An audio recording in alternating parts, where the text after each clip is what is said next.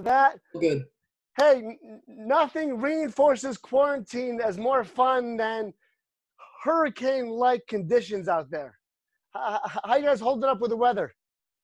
I feel like a river runs through it. I literally have a river running from my street to my front yard into my backyard. I looked outside before and I felt like I was like Dorothy in The Wizard of Oz with trees going like this. It kind of am I paused? Can you guys still hear me? I need someone to unmute on this one. Okay, good. Thank you, Karen. Appreciate that. I'm sure that today, I don't know about you guys, I've been on calls where people have lost power. I've been on calls where people have lost internet multiple times. Down large tree branch, one house down, Valerie King. If you guys come into anything like that, if you have trees fall in your house, if you have damage done to your home, let me know. We can get you into a hotel with KW Cares money muted by the very, very host. quickly.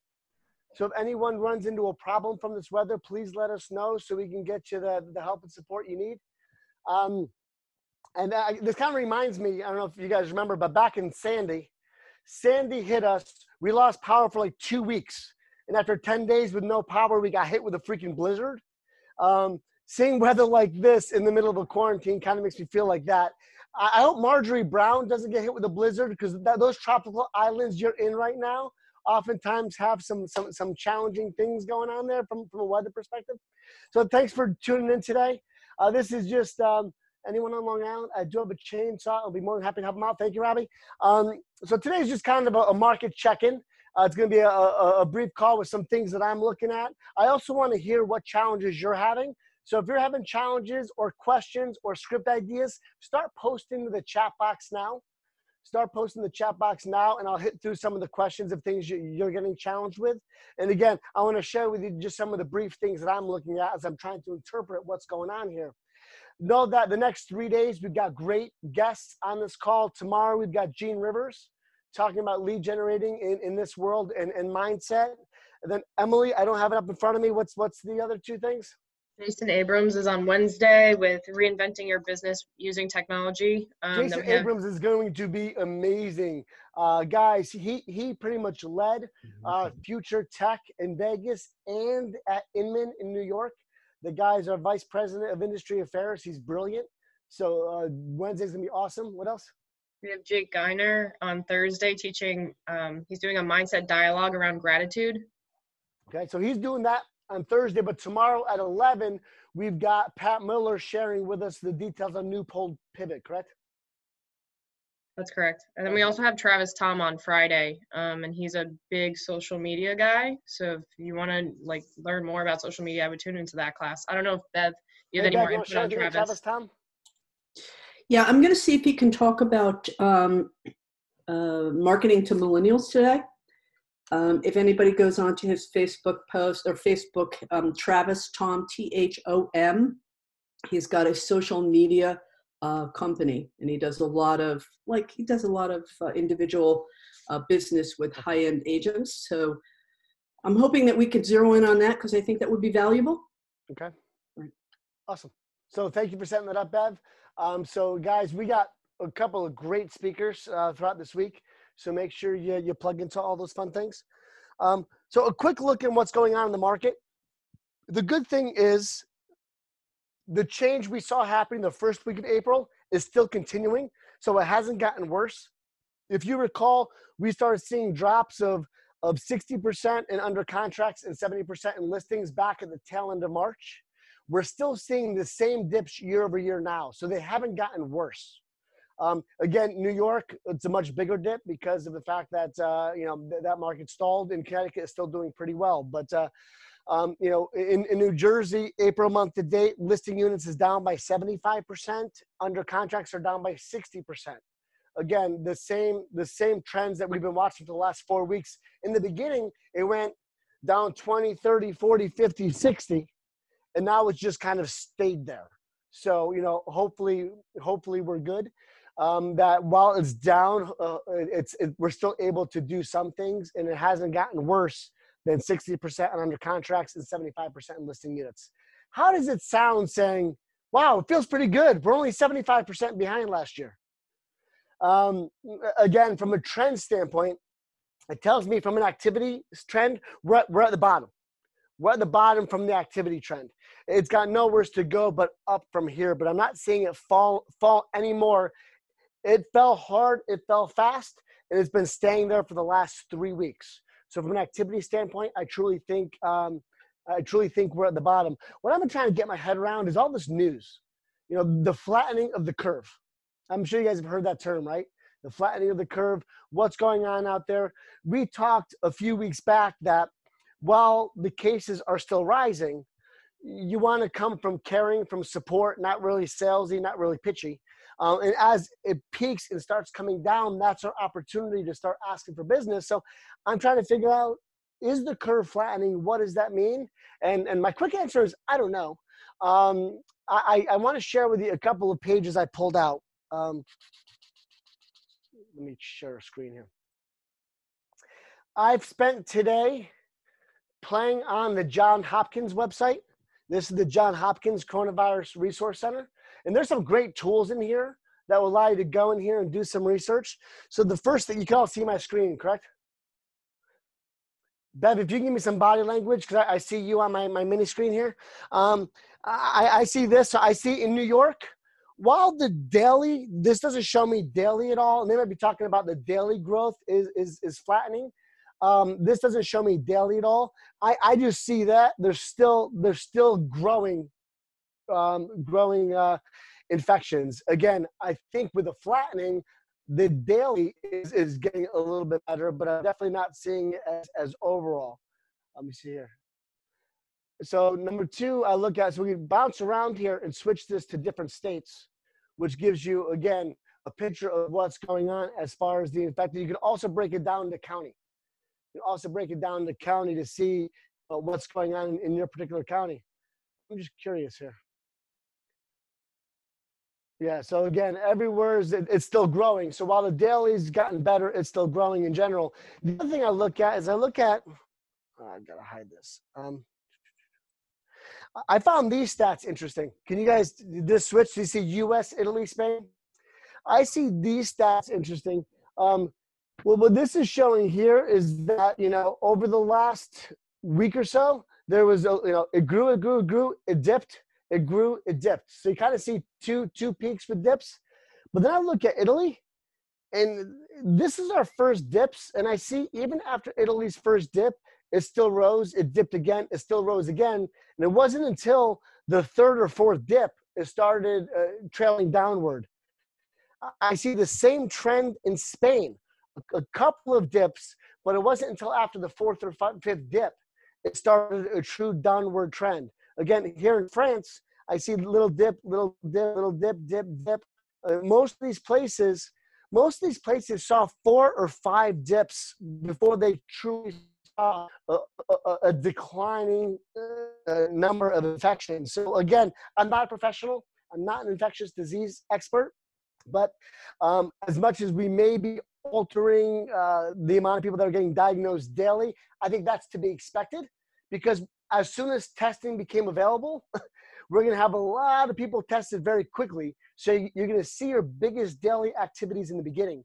But I think we're going to still see a number of reported infections before we start seeing this shift to a true downward trend. Again, you could see Italy's on the downward trend over the last 2 weeks. You can see France is on the downward trend. Spain is on the downward trend. So, and again, if I look at some of these countries, we started growing around March 15th. They started growing more around end of February, mid-March. So again, you can see some of these things. Again, this is a great resource. If you haven't plugged into this, I would tell you to kind of plug into this resource as a way to kind of track for yourself. I find every news channel I watch has their perspective on what's going on based on the political affiliation. So I just kind of got frustrated watching it. So I'm starting to go here so I can see for myself when I'll start seeing numbers shift and numbers change. Any questions, thoughts, ideas, things that you're seeing or areas you're plugging into to find your own information that might be different?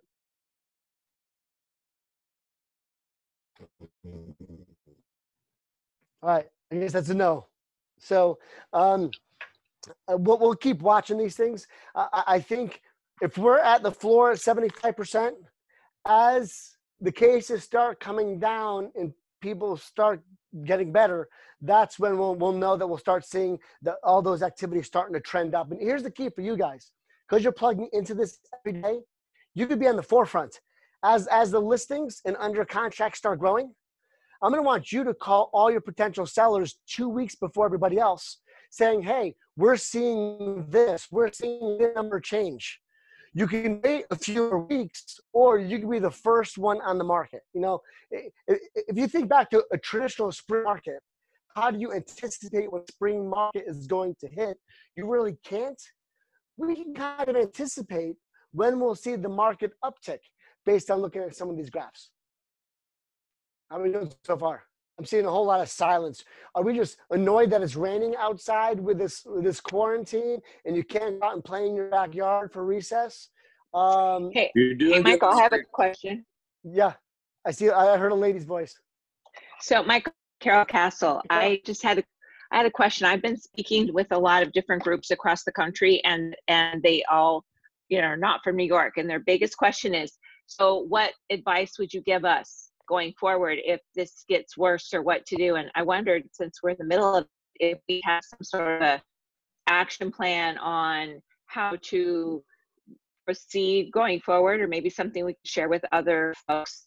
I think great question, Carol. Thank you. I think as a region, as market centers, pretty much what we've been doing over the last 3 weeks is what they do. The way we transition to working remotely. If I had more lead time, can you mute your phone, Carol? I'm hearing a lot of rustling behind you. Oh, sorry. In a perfect world, if I knew this was going to happen and I had a 2-week window, I would have started direct deposit 2 weeks ago. I would have gotten the employees ready to work from home a little bit sooner. I would have gotten agents ready to work from home a little bit sooner. So I would have positioned myself for a remote workplace a lot quicker. But I think you take that and then you just look at some of our resources, the trainings we've done, all those kinds of things. I think we're kind of creating the template for how you do this right now with just what our last 3-week calendar looks like. The only thing I would have done differently is accelerate the work from home planning. We literally had 3.5 days to go from working in an office to working at home. And that created a little bit of a struggle on the back end. And as we're talking about direct deposit and commission checks, just for the folks from my market centers on the line, one thing you need to know, we have an email going out later. Now that we're forwarding the mail from the market centers to the MCA's home, that is delaying the mail a little bit. So the time it's taking us to get some commission checks is being delayed by a few days. So again, if you just have some patience, the mail goes to the post office, gets flagged, and then redirected. So what might have gotten to us in 24 or 48 hours is taking us a little bit longer. Amanda, I need to know what you're laughing at. Am I missing something in the chat room? Because I'm not scrolling down. I'm dying. Whatever it is, it looks like it's fun. And I see Lim laughing too. So actually, I don't know if I want to know. I'm not scared all of a sudden. So that might answer, Carol. If you got people from all the parts of the country, have them plug into your OP or have the regional director call me. We're kind of creating the best practices as we go here. I'm going to jump in the chat room for a quick minute. And I don't know if Aaron's on the line, but Aaron, I mentioned the mail thing. Was there anything else you wanted to add there regarding, we're also finding, we're getting some ACHs from closings that we weren't aware of. So we're not sure if some attorneys are doing that direct without giving you a heads up. Please make sure if you have a closing where we're accepting an ACH, you let us know about that ahead of time so we can coordinate with the attorney and find it all faster. It's taken us a few days to go and link some of these things because we're not aware of it. So again, be patient with the MCAs as we're trying to create a world where we accept the money virtually and pay the money virtually. We're having some growing pains in that process. Yeah, so, that's probably about it. We're also cutting checks twice a week right now. So that also might delay it a little more than you're used to. We're trying our best to get them done as quickly as possible, but it's all a new process for everybody. Yep. So again, all I ask for is a little bit of patience. We've got a lot of things outside of our control. Know that as soon as we get our hands on it and determine whose commission it is, we're paying it out very quickly. It's just getting from A to Q. There's a bunch of letters in between. Let's see, Ian, I see your question. And unmute, Ian, if you want to chat regarding applying for unemployment. Not really sure how to answer the questions. How do we answer the question if we've been employed over the past 18 months and then we put ourselves for the employer?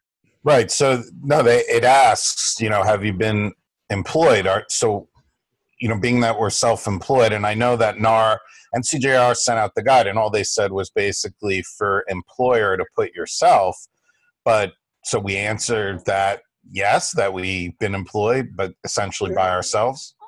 Unemployed by you. Your employer would just be self-employed. Yeah. You don't want to say Keller Williams Realty per se, because you're an independent contractor with Keller Williams Realty. Yeah. If you say Keller Williams, then they'll think you're employed. So yes, you put self-employed anywhere where it says the employer. It just doesn't give you a chance to say self-employed. Yeah. It's not designed for that. Right. It just says who's the employer. You're going to put self, and you'll put your address as the employer's address. Got it. Okay. Is the best advice I can give. Again, Ian, know that there's a lot of unknowns, and we're trying to say. I'm asking a question. Thank you. Oh, yeah. No. And I think the quicker people do that and we see some responses, how they're interpreting it. So if anyone goes through this process, let us know what the responses are so we can help alter some of our consulting on that. So, yeah, my answer would be self with your personal address. Is there a New Jersey guide similar to the one? So Bev, Susie loaded a self-employment guide from New York State. We had links for New Jersey. Do we have an actual guide from New Jersey? We do. Okay. Was that in the email that went out last week? It was. It was an attachment.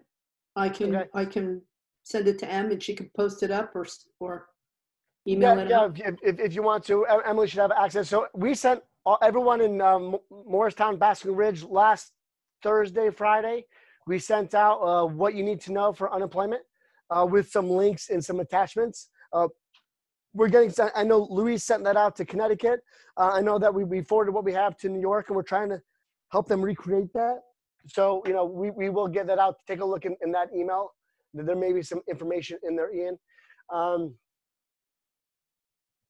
just kind of going through the questions in the chat room here. Do you think the housing prices will drop like 08? Interesting. A lot of interesting questions on that. Ben talked about it last week. Mo Anderson talked about it last week. We can't compare this to 08. We can't compare it to 01. We can't compare it to 1987. We're kind of in an environment that we can't compare it to anywhere else. I was having a conversation with someone who was in construction back in 2008. And he was comparing this to 2008, and he was saying at that time, when everything crashed in 2008, people started putting more money into their homes and renovating their homes and updating their homes and doing that kind of thing, putting in pools and doing some other things. And my battle to that is this is different because people are currently depleting their savings. Back then, back in 2008 and even 2001, there wasn't a stoppage of work. Interest rates dropped in both of those times. Interest rates dropped, which made money cheaper, but there wasn't a stoppage of work. So I don't see people coming out of this and coming quick to spending money because they're depleting the savings that they have right now. Because a lot of, what are the numbers showing right now? 10 to 15 million new unemployed. Some estimates, send up to 40, 45 million. The question I ask myself, of this 45 million, how many of them be reemployed very quickly? Restaurants, what's going to happen in restaurants? How many of the unemployed are in restaurants? How many of the unemployed are seasonal? I saw Disney just furloughed 75,000 people. 75,000 people furloughed by Disney. So as soon as the parks open back up, those people will go back to work. But do you think all 75,000 of them will go back to work right away? No, why not? Because there's not going to be vacations booked that fast. Disney's not going to have the same people coming through the gates the first day they open the doors as they were having coming through the gates 6 weeks ago. There's going to be a lag. there's going to be an economic lag to when all these businesses get up to full capacity again.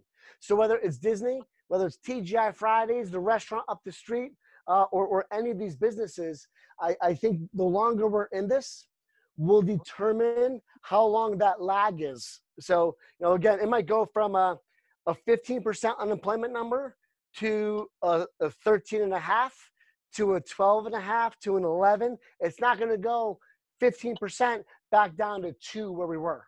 Does that make sense? So when someone says, what's going to happen to prices, what's going to happen to our market, our business is going to be affected in direct proportion to how quick the jobs are recovered. And the other question is, how many of those people that are unemployed are homeowners to begin with? I got into a chat with someone that's big in the commercial lending world last week. And their belief is the large segment of the unemployed that are filing right now are actually renters, not homeowners anyway. And if that's the case, that'll help us, because the person looking to sell and buy won't be as affected as some of these other folks per se. So again, I think the housing prices, it'll be a big question on supply and demand.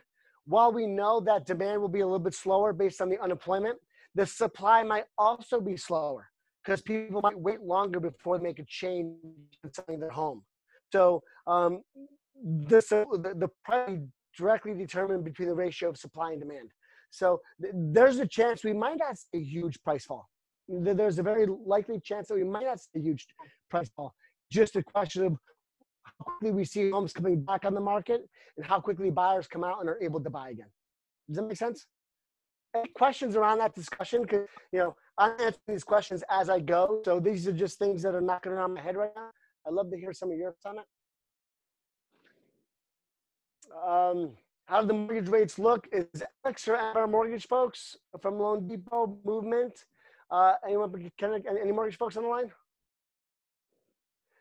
I could tell you, get an update from them on how mortgage rates look. They've been low, but without a doubt, banks are tightening out of everything. Banks obviously have a concern because they're going into a world right now where a lot of people are not paying their mortgages right now.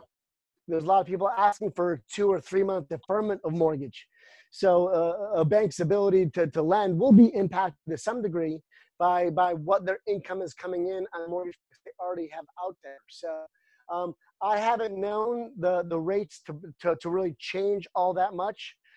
However, banks are a little scarier. I talked to someone last week who had a buyer looking to buy with the jumbo. Hey, Annika. Looking at a buyer to buy with a jumbo, and their bank, which was a local bank, said they're not doing jumbos right now. They're not taking the risk on any mortgage that's considered a jumbo mortgage. So some banks are doing that. My response to that person was go to one of our mortgage lenders in the office. They still are doing jumbos, but every bank is going to have some changes they're making to what they're loaning money on and how they're handling that. What schools are doing is very important, without a doubt. PA is closed for the year. New York City is closed for the year, Bill. Murphy says decision would come down by April 17th. I told my kids 2 weeks ago they're not going back to school. I don't see a world where we allow gatherings of 50 people or more in a confined space until probably end of summer. I made comments as to whether or not the NFL season is going to kick back in. I know I got it firsthand that the Giants met with the commissioner, and the NFL is acting as though they are going to go back to work, and they are looking to do that. But a lot of it's going to be determined based on what's going on with going back to the Johns Hopkins numbers. That's going to determine how quick everything else happens. So I sure as hell will tell you, even if schools say they're ready to go this year, I'm not sure if I'll send my kids back as a parent and then run the risk of them getting it from a kid in school and bringing it home. You gotta be honest with that. And that's what tells me there's no way in our area schools go back in. I think if you're in, I was on a really annoying call a little bit ago where we were talking about Regis recruiting and how, I'm saying be sensitive right now. It's really hard to go and attract agents from other companies right now with the fear that's out there with the corona. And this person's saying they're doing gangbusters and they're kicking butt and taking names. And so I went and I pulled in Johns Hopkins, I pulled up their state. Well, their entire state has less affected than my county does. So I think when you're in an area where the entire state infected is less than my one county, Morris County, New Jersey, they might go back to school this year. I want to be surprised by that. But in areas like ours, I don't think it's going to happen that fast. But yes, what's happening with schools is going to trigger what happens with jobs is going to trigger. All these little moving parts are all going to affect how quickly we rebound. I will tell you, I'm getting a lot done at home. I ripped the wallpaper out of a room. I painted my living room over the last 2 weekends, did a closet. My honey-do list has never gotten shorter. Do you think there will be an increase to listings once this starts to break? Yes. I think it's going to happen. And that's why I'm going to keep this call, because I want us to keep tracking these numbers. As soon as we start seeing the infected coming like this, there's going to be a hot point in there. As those numbers are declining, we've got to determine what that hot point button is, where we go out there and we take advantage of the opportunity. Because the first listings back on the market will be the first ones to go, hopefully with multiple offers. Because one thing I do know, who's ever been to the horses at Saratoga or the Meadowlands today? If you've ever been to a horse race in Saratoga, Chris Baggio, I'm talking to you, baby. I know you're a Saratoga guy. If you've ever been to a horse race, you've got the stalls and the horses, they're tense, they're in there, they're rocking back and forth, they're snorting and they're waiting. And then their jockey reins them in for a fraction of a second. The amount of time that they're jerking and the time he reins them in is for a fraction of a second, just before the gates fly open and those horses come out like a bat out of hell. That's going to be our opportunity on our listings and buyers in order to catch the first wave coming out of this. So this weekly call, I'm watching the numbers. That's going to be the biggest thing I'm looking for, where I could say to you guys, hey, if you've got listings waiting in the rings, now's the time. If you've got buyers that think they're ready, now's the time. Let's get a jump on our competition. I do think we're going to see a boom. Do I see the listing inventory ever getting to the same levels we had last year? No, we might not see the same levels as last year until we get more toward the tail end of this. But we'll definitely see a spike pretty quick. Great question, Bev Kalinka. Of course, you were also the first person to ask me the question, I'll never forget, 4 weeks ago when this first started. Bev's like, have you looked at the number in the market? What's going on with listings and under contracts? And the first couple of times I did that, I think I almost killed you, Bev. I inverted the numbers. I'm like, Bev, numbers are down by 96%. She's like, it can't be. And I realized I was calculating the numbers wrong. But it was actually Bev's question 4 weeks ago. It has me creating that spreadsheet that I'm using that's tracking, week by week, month by month, what's going on with those numbers. So thanks for that advice, Bev. I appreciate you. Christine, you sent me that article this morning. I have not had a chance to read it yet. Can you give us a quick top level Cliff Notes version on what's in that article? I'm definitely reading it today. Emily, can you unmute Christine? Are you unmuted? What I read was that they're saying, basically what you're saying is it's going to come back, and it's going to come back pretty quick. The demand is out there now. People are just afraid to leave their houses to come out and look at the houses. I know Drew showed houses this weekend. I showed a house yesterday. They want to put an offer in. So there are people out there. Yep. Some, they'll come out. They look like they're ready for surgery too, but they're taking the precautions. They're basically telling us, don't worry. It's more like a 9/11 versus a 2008 is what I read in the article. I thought it was a good article. That's why I put it in the chat so to copy it and read it. I did send it out to a few agents this morning, and I just sent it out to Bev after I saw her question. So, and I hope it's more like 9/11 from the standpoint of bounce back. Yeah. The unemployment factor is going to be the biggest determination there of how unemployment affects the buyer pool, and what happens to banks and their restrictions in this. I know the federal government's going to give money to banks to keep things moving. But I do hope to see a little bit of a bounce back. Now, keep in mind, we were due for a shift. So I'm hoping we see some dip, because here's the challenge. Back in 2001, we were set for a shift in 2001. Then 9/11 happened. The government flooded the economy with money by dropping the Federal Reserve rate, and it kind of propped up. So instead of it being a 7-year growth in the real estate industry, it was a 13-year growth in the real estate industry. So by the time we hit 2008, we crashed a lot harder, a lot further. So my hope is it comes back, but we still see some degree of a shift, because if we don't, and the federal government props up our industry with their money, then when we do get to that true shift, it could be even more painful than what we saw last time. So I think that's an interesting seesaw to watch. Does that make sense what I'm saying there? For those of you that might not know, if you haven't watched The Big Short, read The Big Short, watch The Big Short. But, 2001 should have been a correction year, and it ended up not being a correction year. In fact, instead of correcting, in Northern Jersey, we appreciated by 20% per year over the next 5 years. So instead of correcting, we doubled our home values in 5 years. So, and that was all because it was, propped by the government support and the drop in the interest rates. Chip, has anyone received EIDL or PPP? I'm hearing PPP is just hitting many banks this week. I've seen a lot of the OP chat rooms that they got confirmation from their banks. Their applications have been approved. And the money's coming in from the government. They're expecting to start making deposits this week into next. So keep your eye on that kind of stuff. Unemployment for self-employed cannot be filed until the pandemic unemployment assistance is opened up. That will allow you to enter as self-employed. So good information, Matt Ronan. Thank you very much. So again, I think I was saying, was that date for the PUA to open up this end of this week? If you know that, feel free to comment.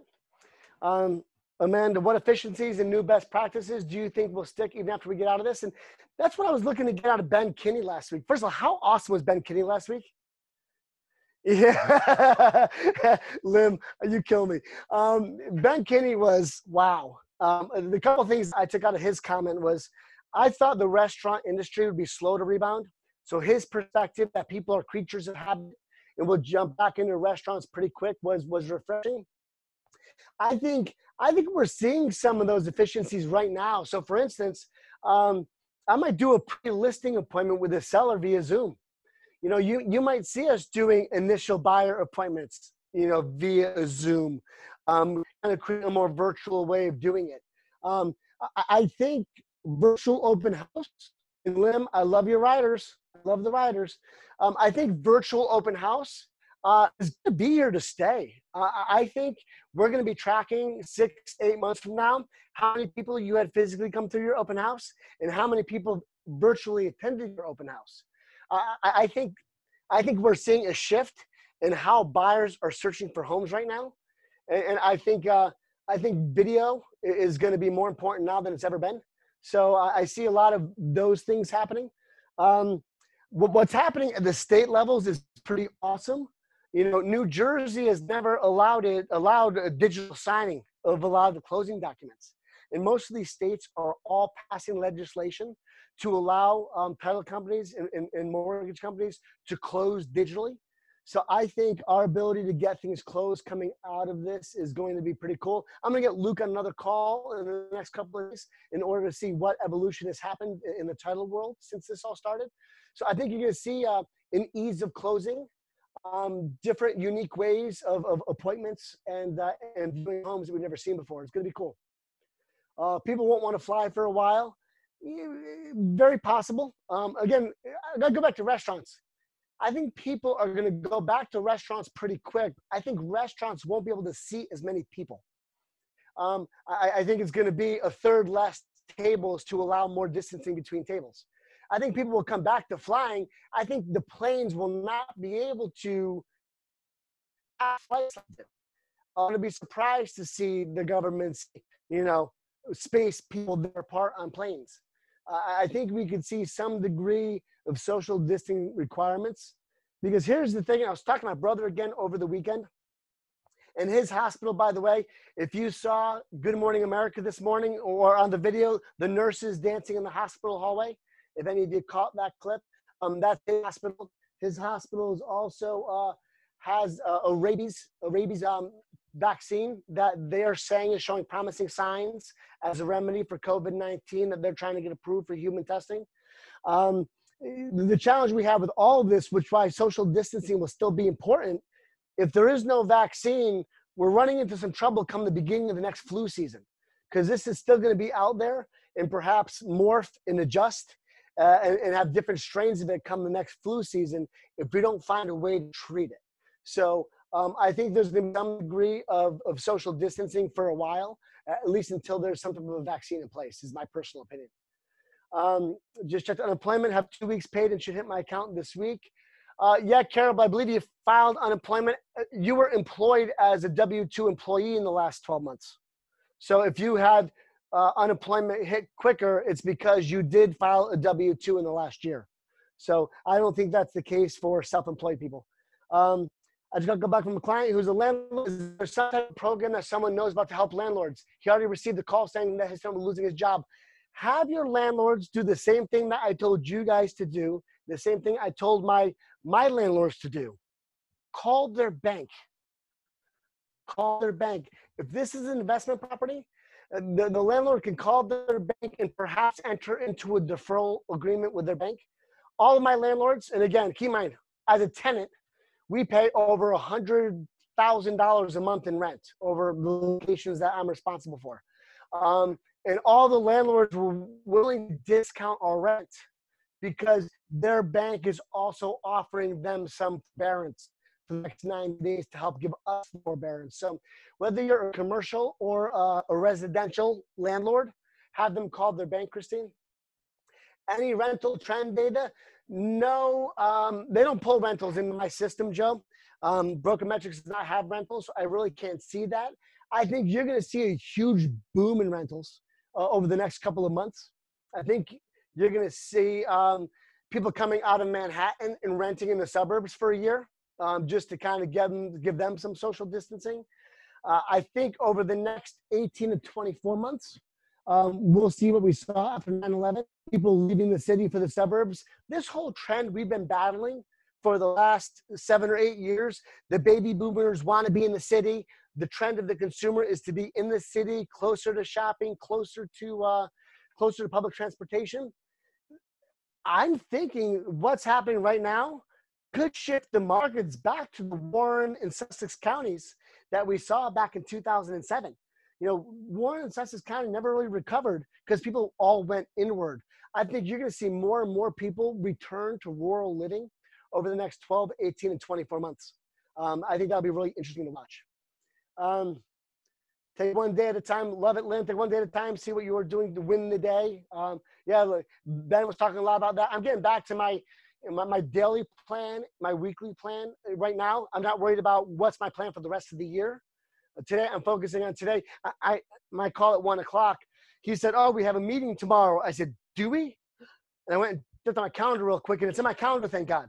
And then he laughed. He's like, you don't look at your calendar for tomorrow. I said, not right now. I don't look at my next day calendar until 7, 8 o'clock tonight.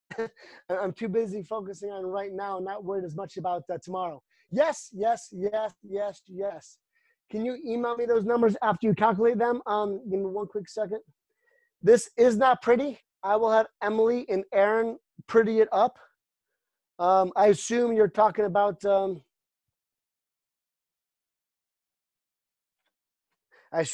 my market shift numbers, I'm going to guess. I'm going to throw, got it. I'm going to throw my updated market shift numbers here just so you guys have it. Connecticut, New York, I'll get yours updated the next few days. And I will make that look prettier over the next few days as well. So I will post that. Emily's got a video to play at the end. I'll post that into the chat at the end. Yeah, without a doubt, Krista, you're out showing houses, multiple offers. Without a doubt, I love the fact that you're doing that. But again, you're doing that because you're farther west. The more west we are, the more unimpacted we are. Sussex County still has movement going on. Warren County, Western Morris County, Essex, Bergen, Hudson, you're talking 80, 90% dips in those markets. Whereas we're only seeing a 30% in the West, which was bringing us to the 60% dip. So the farther west you are, the less impacted you are. A lot of comments in here, great things to share. We're at 241, and I hate to take you guys more than 30, 45 minutes. How was today? Today was kind of unplugged, free-flowing. Did I answer a lot of the questions you had? Was this helpful? Wow, there's 49 new messages. I'm on the top fraction of my my chat screen here. So I'm actually going to drop in, give me 1 second here. Drop in my updated list here. It is leading indicators.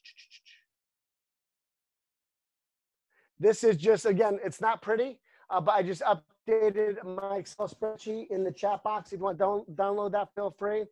Guys, I'm sorry if there were any questions I didn't get to. Emily, hopefully you're taking notes on some questions here that I might have missed. If there's any questions, I will jump into those and cover some of that stuff on Friday. So two of the things I started last week, which we're going to continue this week. Number one is you're always going to see some music before any call that I'm on. So I will keep dancing, Lynn. My hope is you guys all dance with me. This is a chance to get up and move our energy. And I want to end these calls with a little bit of humor. So Emily, you got a video for us to end on, correct? So feel free to stand for the next couple of seconds. It's been about 2-3 minutes. This happens to be one of my favorite plays. So you might see me do some reenactments if you're on board. Just saying, it could be fun. We'll see. Emily, do you? Oh, another day, another destiny. Shopping for online delivery. I've tried again only to find there's nothing till September time. One day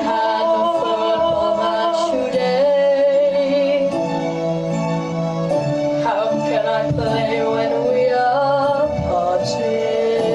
One day more, our grandparents are miles away. They can't work Skype, we're broken hearted. One more day alone, my boy. Will we ever meet again? One more selfie with me glaring. I am bored of being with you. Not until the day just blows. So we swear until we bloom. Loving never let me shine.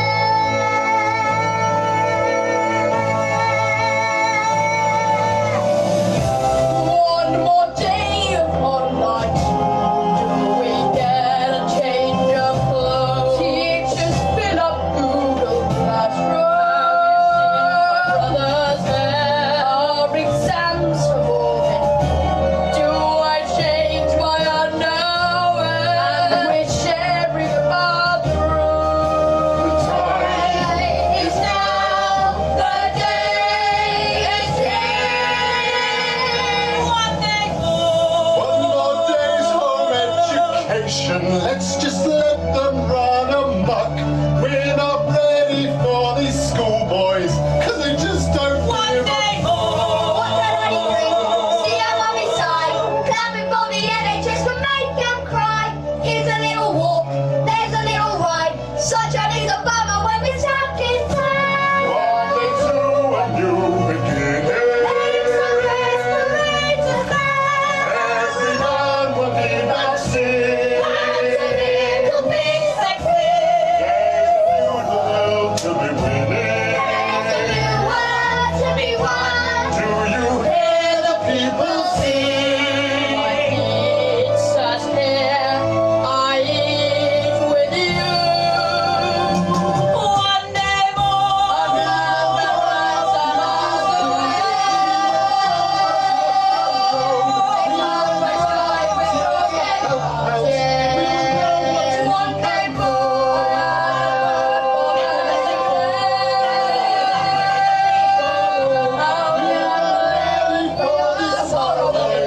Tomorrow is another day. Tomorrow we'll discover what Tesco Online has got in store. One more door. One more day. One day